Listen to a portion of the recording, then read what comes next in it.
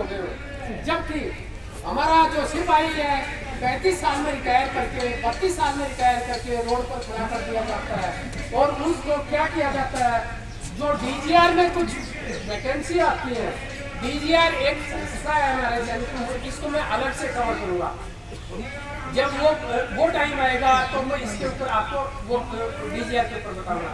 रही बात paramilitary forces की, पैरामिलिट्री फोर्सेस वाले बेल्ट वाले हमारे साथी हैं, हमारे भाई हैं, मोर्चे पर कई जगह हमारे साथ लड़ते हैं। लेकिन साथियों एक चीज आपको बताता हूँ, जब असली सिचुएशन सेटेलिंग पॉइंट आता है उस टाइम बोल दिया जाता है भाई तुम पीछे हो जा, अभी मरने के लिए हम आगे आए हुए। क्यों? असली जो लड़ाई होती है वो भारतीय सेना का सैनिक लड़ता है। मैं किसी हमारे दूसरे भाइयों के काम को कम नहीं आता, लेकिन वो काम तभी संपन्न होगा जब सैनिक आगे जाकर के लड़ाई को उसको बखूबी अपनी लड़ाई लड़ेगा और देश के मोर्चे को संभालेगा। तो कहने का तात्पर्य ये है कि हमारा मोर्चा नंबर 1 का होता है, हमारे भाइयों का भी उतना ही योगदान होता है कि पीछे बैठे हुए सिविलियन का भी योगदान होता है। तो जब हम अपनी जान को देश के लिए न्यौछावर करने के लिए तैयार होते हैं और जब मैं 35 साल की उम्र में रिटायर होता हूँ तो ये देश और सरकार की ड्यूटी है कि मेरे बच्चों को, मेरी सोशल लाइफ को उसकी सुरक्षा मिलनी चाहिए। लेकिन आज क्या हुआ हमारे साथ वो आगे चल के बताएंगे। रही बात जो हमारे सिविलियन भाई की है वो 58 और 60 साल में रिटायर होते हैं। एक चीज और कहना चाहूंगा, जो तनख्वाह हम 30 साल तक कंटिन्यू लेते हैं वही तनख्वाह आगे के आखिरी साल के 8 या 10 साल में इतनी हो जाती है कि पूरी नौकरी के अंदर जो तनख्वाह मेरी वो 6 या 7 साल में कवर हो जाती है। क्यों? इंक्रीमेंट लगते सैलरी इतनी बढ़ जाती है, आखिरी की तनख्वाह में रैंक मिल जाती है या आपका स्टेटस बढ़ जाता है। और उस टाइम हमारा सैनिक जो 35 साल में रिटायर हुआ होता है तो उसको तो रोड पर घूम रहा है, उसको केवल सिक्योरिटी गार्ड में 7 या 8 हज़ार रुपये की नौकरी ही ऑफर की जाती है। तो ये कॉन्सेप्ट किसके लिए था? जवान रेशियो के लिए।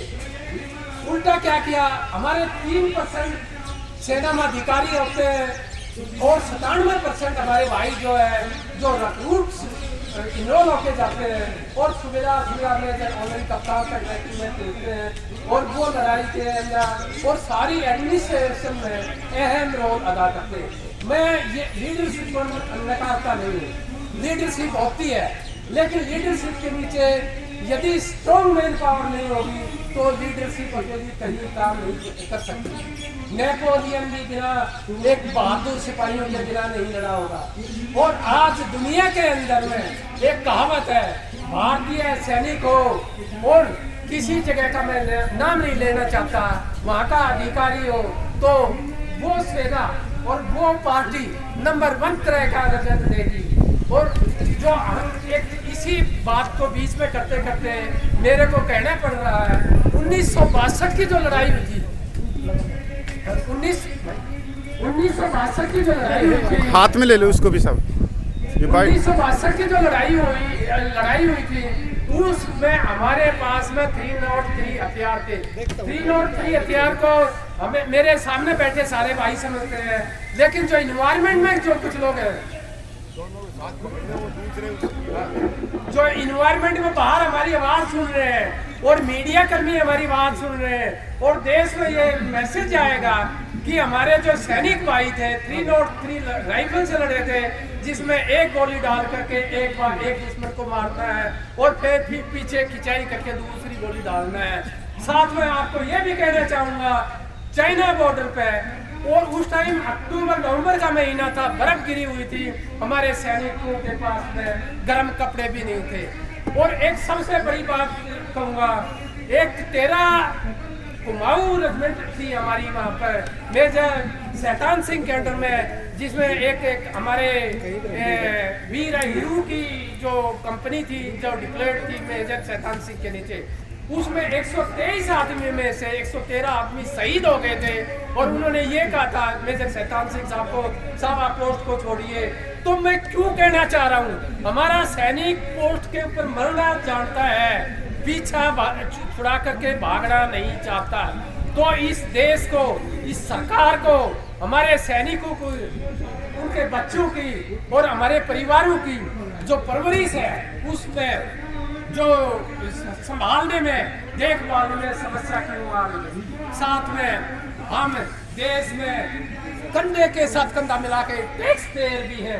यदि कोई सैनिक आकर के दूसरी किस्म का कोई बिजनेस कर रहा है, धंधा कर रहा है या कोई काम कर रहा है और भी कुछ भी कर रहा है, तो सरकार को हर जगह टैक्स भी देता है, देश की रक्षा भी की है।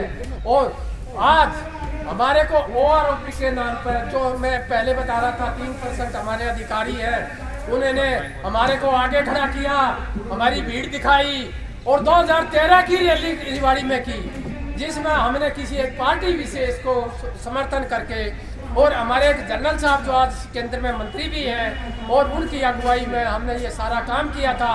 लेकिन हमारे को, हम धन्यवाद बोलते हैं उस पार्टी को और उस सरकार को भी।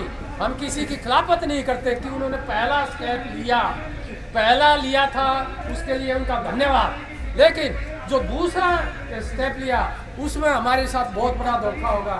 भाइयों, हम किसी पार्टी, किसी सरकार, किसी नेता के खिलाफ नहीं है, केवल हम अपने हक के लिए आए हैं, अपने वजूद के लिए आए हैं, अपने परिवारों के लिए आए हैं, अपने बच्चों के लिए आए हैं। तो जो सेकंड ORP हुई उसमें जो लीडरशिप थी हमारे बीच में से, हमारे नीचे की रैंकों में से नहीं थी। नीचे की रैंकों को मैं क्लियर करना चाहता हूँ।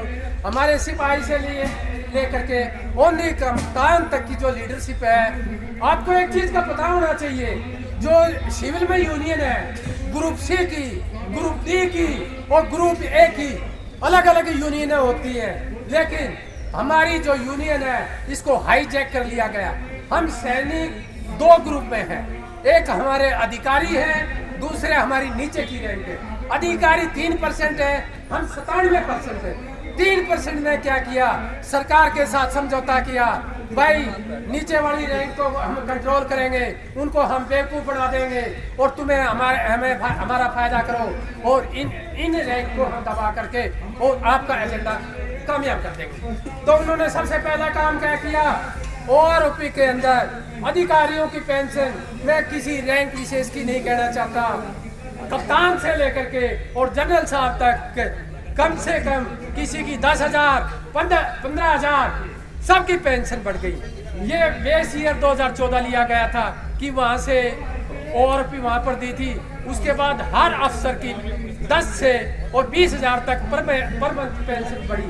हमें क्या मिला, हमारे सिपाही को जिसकी बेचारा की मुश्किल से 18,000 पेंशन थी, उसकी 800 रुपये बढ़ा दी, किसी की 1100 बढ़ा दी। और सबसे बड़ा काम क्या किया, जो बीच के हमारे जूनियर कमीशन होते थे, जो सुविधा साहब पढ़ते हैं, जो 24 साल 25 साल नौकरी करने के बाद में घिसे पिटे होते हैं और जो बेचारे ऐसे स्टेज में होते हैं कि उनको बहुत ही जरूरत सबको होती है पैसे की, लेकिन उस टाइम उनके बच्चे भी जवान हो गए होते हैं और वो घर में नहीं जा पा रहे, ताकि वो बची हुई एज को यहीं पर आते हैं, जो सर्विस है उसमें सेना में खपत करें। तो उनके साथ क्या किया, सभी की नायब सूबेदार से और ओनरी कप्तान तक की 2014 से लेकर के 2019 तक कितना DA बढ़ा देखो, और उन सभी की पेंशन 1,500 से लेकर के और 3,000 तक कम कर दी। ये दुनिया में पहला ऐसा उदाहरण है कि 2014 में जिसकी जो पेंशन थी वो 2023 के अंदर उसको कम से कम 2,500 से लेकर 3,000 तक पेंशन कम हुई।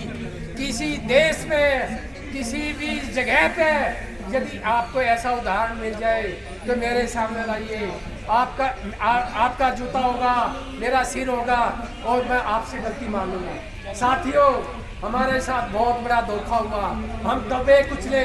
देखो, बाबा साहेब अम्बेडकर ने एक दबे कुचले के लिए आवाज उठाई थी, लेकिन हम सेना में वही दबा कुचला वर्ग में आते हैं। क्यों मैं ये भाषा बोल रहा हूँ कि हमारे से तरह तरह के शोषित काम कराए जाते हैं।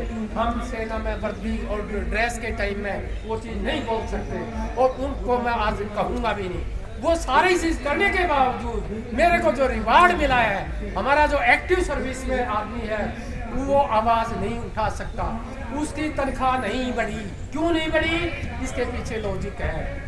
2016 में पे कमीशन, 7th पे कमीशन आउट हुआ, उसमें हमारे अधिकारियों की जो तनख्वाह थी 2.81 से मल्टीपल किया।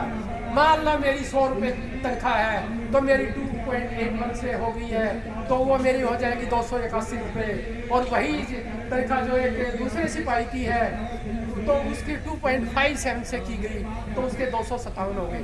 तो ये डिफरेंस हो गया। आगे चल के इसी पर डीए लगता है और डीए लग करके हमारे जो एक्टिव सर्विस में थे उनकी तनख्वाहें कम हो गई। उनकी तनख्वाह कम होने से आगे चल के उनकी पेंशन कम हुई। दूसरा कॉन्सेप्ट और क्या किया?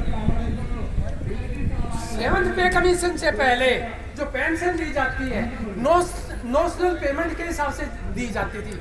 नोशनल पेमेंट में क्या था? यदि एक रंग की, मैं एक हवलदार को लेता हूँ, एक हवलदार की मान लो लास्ट तनख्वाह है जी 60,000 रुपये, 60,000 रुपये तनख्वाह है तो पेंशन उस हवलदार को 30,000 मिलेगी। और दूसरे हवलदार की मान लो 50,000 लाख तनख्वाह है तो नोशनल पे के हिसाब से उसको भी 30,000 रुपये ही पेंशन मिलेगी। क्यों? मैक्सिमम को लिया जाता था। अभी क्या किया? जितने आदमी आएंगे उतनी पेंशन होगी। कोई आदमी 50,000 में तनख्वाह में पेंशन आ रहा है उसकी 25 होगी, जो 70 में आ रहा है उसकी 35 हो जाएगी। जबकि होना क्या चाहिए था? मैक्सिमम पेंशन को लेकर के और डिवाइडेड बाई 2 करके सबकी पेंशन होनी चाहिए थी।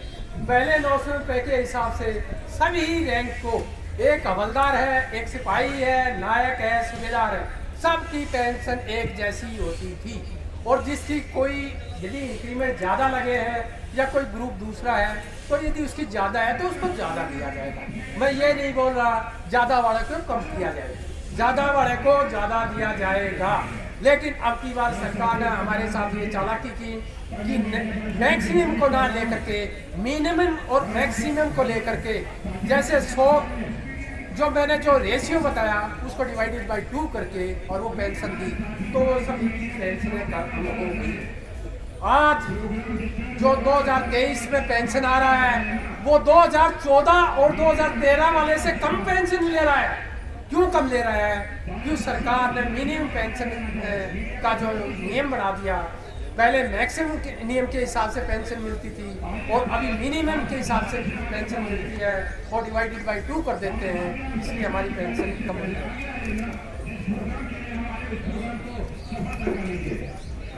रही बात आगे चल के जो ORP-1 मिली थी, ORP-1 हमारे को काफ़ी हद तक ठीक रही थी। मैं ये